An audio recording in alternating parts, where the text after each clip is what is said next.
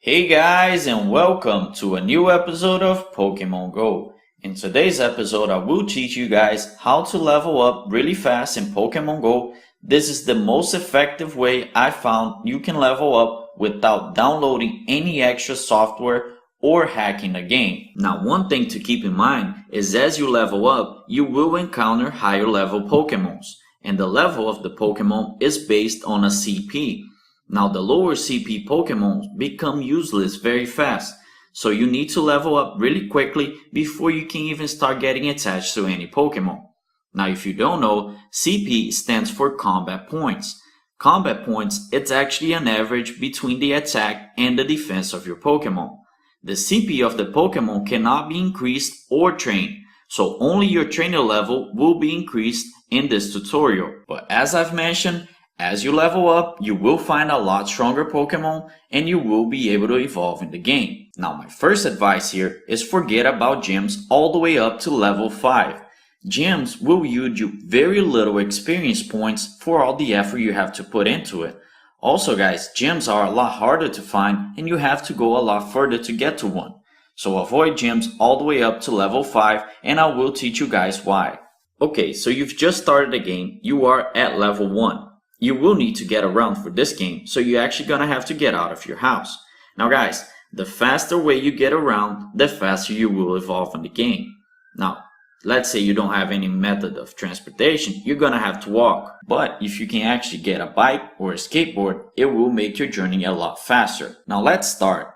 Catching Pokemon will actually earn you 100 experience points. And you will start finding many weak Pokemons, as I've explained the CP.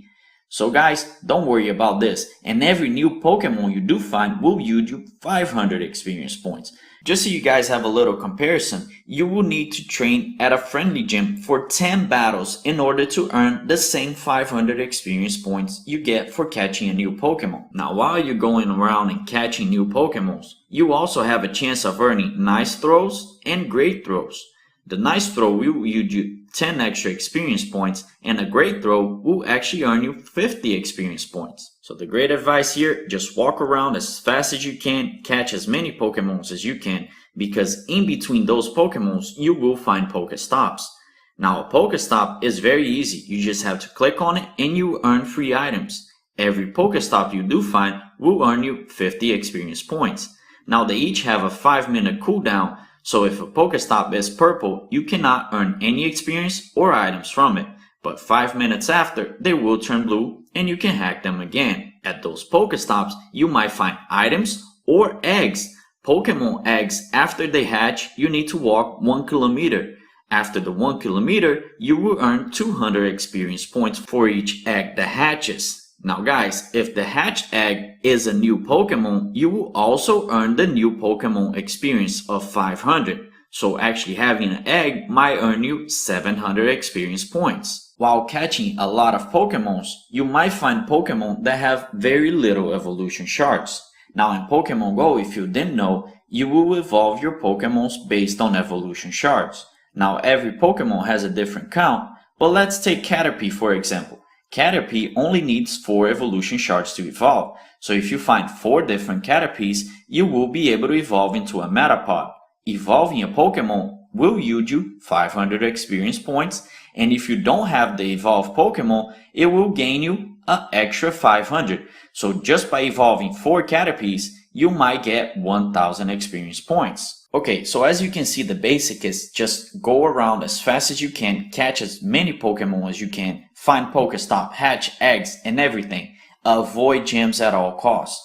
Now let's say you've reached level 5 in Pokemon Go. You're gonna have many Pokemons already in your bag, and now gyms are gonna start getting interesting. What you wanna do is, you wanna find a gym that has not been taken by any team. You will place your weakest Pokemon. So let's say you have a Caterpie or a Rattata of something of like 40 or lower CP. That's the Pokemon you want to use. Also guys, you do have to remember, if you don't remember from the actual Pokemon games, there are differences between weakness of types of Pokemon. So attacking a fire Pokemon with a water Pokemon will do double the damage. And that's very important because it will save the health of your Pokemon. So if you place a Caterpie you might want to use a fire Pokemon against it. So for now in this tutorial, I am assuming you guys haven't used any of your items. You've just gone around, caught new Pokemons, used Pokeballs, saved all your potions, all your items, all your revives. Now, let's go. You are battling against a Caterpie. You want to use Pokemons at least 3 times more CP than the Pokemon you're actually battling. So if you're battling a 40 CP Pokemon, you will need to use 120 CP or higher. This is actually so you can actually gain experience that is worth it for gems. So I'm not saying you can't be a 40 CP Pokemon with a 41 CP Pokemon. I'm just saying it's not going to be worth it. So let's say you're using 120 CP against a 40 CP. What you're going to do here, guys, you're actually going to be able to beat that Caterpie 4, 5, or maybe 6 times just using that same Pokemon. If you didn't know, for you to deploy a Pokemon at a gym, it needs to be full health. But for you to battle against that Pokemon, you do not need to use a Pokemon at full health.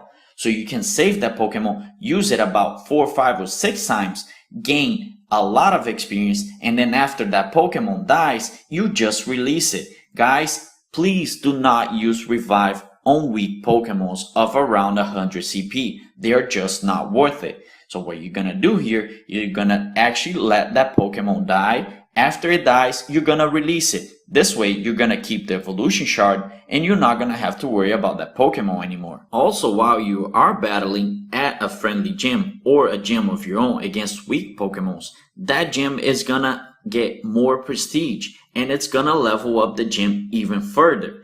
This way, a lot of your friends can also place their Pokemons at that gym and have a strong gym to hold against enemies. So as your prestige go up, it's gonna make it even harder for people to take over your gym.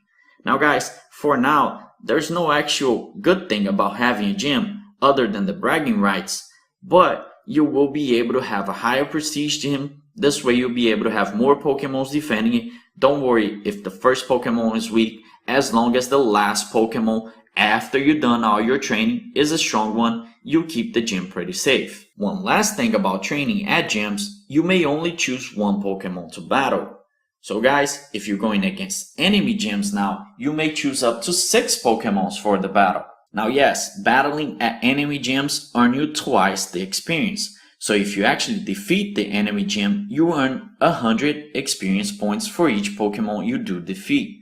Now many people are thinking, well, I'm just gonna partner with a friend, I'm gonna tell him to place the weakest Pokemon he has, and I'm just gonna beat that gym, I'm gonna earn twice as much experience. But you do have to remember guys, if you do beat a level 1 gym twice, it will turn gray again. So you will need that player to put another Pokemon in, and then you have to beat it again. It's kind of a cheating thing, and it's not really worth it that much. You will only earn about 200 experience points for like every 20 minutes. And if you just go around every 5 minutes catching Pokemon, you can be earning 500 experience points. So the great advice is here for leveling up really fast. Do not go near any gym until you're actually level 5. After you reach level 5, place a very weak Pokemon, train against them with your 100, 200 CP Pokemons, let it die. After it dies, you just release the Pokemon. Don't bother reviving it because as you level up, you will find a lot stronger Pokemon all around, much easier. And if you're wondering about the beta guys, the USA beta should be coming on Monday, the 30th of May. So guys, stick around. Make sure you do not have any plans for Monday, May 30th. Because this is actually the date you want to get a head start for Pokemon Go. If you do actually get higher level than all the people around you, the game is going to be a lot easier because you'll be able to beat any gym around you. You'll find a lot stronger Pokemon than anyone around you. So getting a head start might be a very important thing. So for now, I thank you all and train on.